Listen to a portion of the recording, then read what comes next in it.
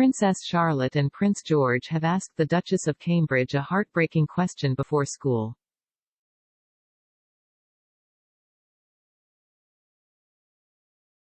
Kate revealed in an interview on the Happy Mom, Happy Baby podcast what George, 8, and Charlotte, 7, have asked her before leaving them to carry out a royal visit.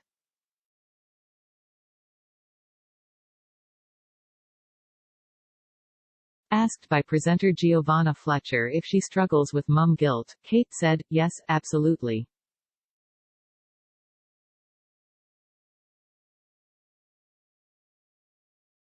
I think anyone who doesn't as a mother is actually lying. Yes, all the time, even this morning before I went on the nursery visit, George and Charlotte said, 'Mummy, how can you possibly not drop us off at school this morning?'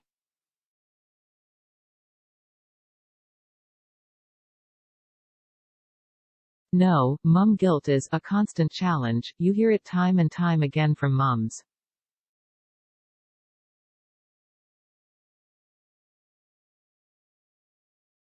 You're always questioning your own decisions and your own judgments. I think that starts from the moment you have a baby.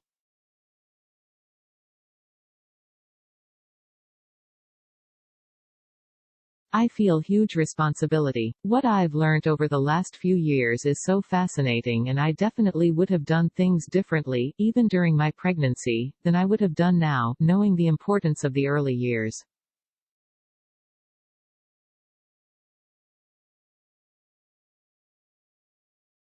While there is a personal element to Kate's work, given the fact that she is mother to George, Charlotte and Louis, aged 4, her concern over the impact of early childhood on adulthood has been an interest for some time.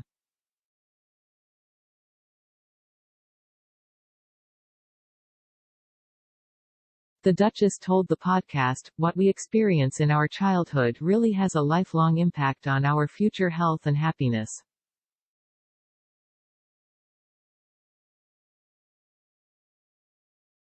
That has really driven my interest in the early years landscape." In June 2021, Kate launched the Royal Foundation Centre for Early Childhood in June last year in a bid to raise awareness of the impact of the early years.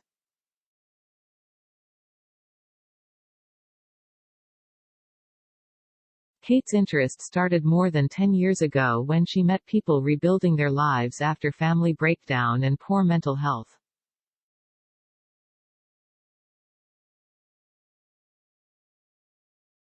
The Duchess, speaking about her own parenting and how she was raised, said, "I had a very happy childhood.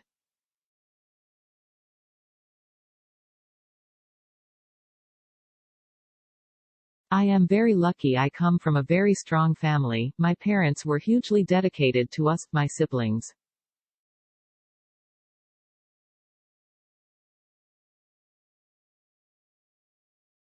I really appreciate now, as a parent, how much they sacrificed for us. They came to every sports match.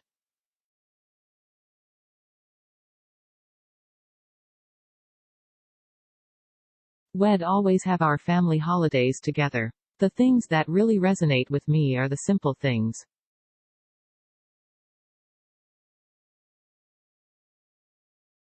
I see that even now with my own children, life now is so busy, so distracting. And actually, sometimes the simple things like watching a fire on a really rainy day provides such enjoyment.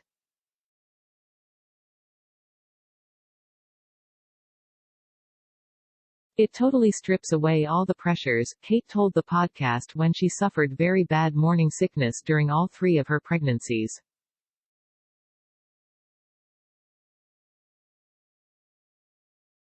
She said, "I am not the happiest of pregnant people. Lots of people have it far, far worse.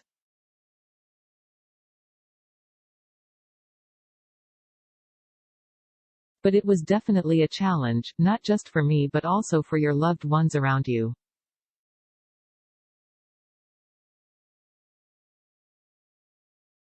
It's hard for everyone to see you suffering without being able to do anything about it."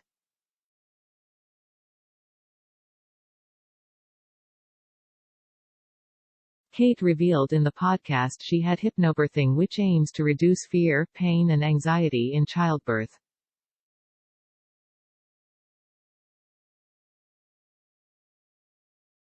She told the podcast, which first aired in January, I realized this was something I could take control of during labor.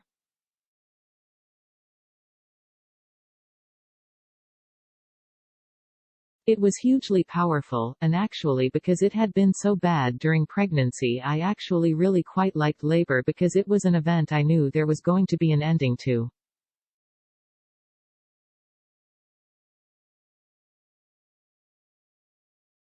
But it's not for everybody. The Duchess of Cambridge hosted a round-table event in June on the importance of early childhood development and its links to mental health.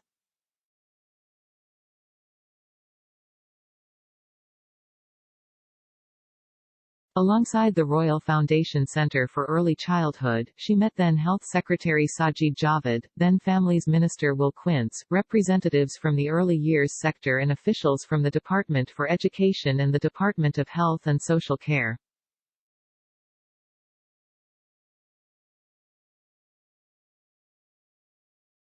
The discussion was focused on findings by the center showing 9 in 10 agree early years are important in shaping children's lives, although less than a fifth recognize the unique importance of children's development from birth to the age of 5.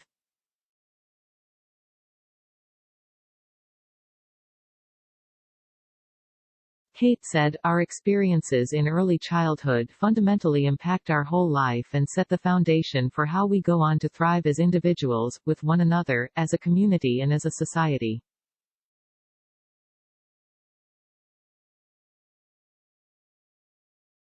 The findings present us with a huge opportunity and demonstrate there is real appetite from the public to bring this issue up all of our agendas.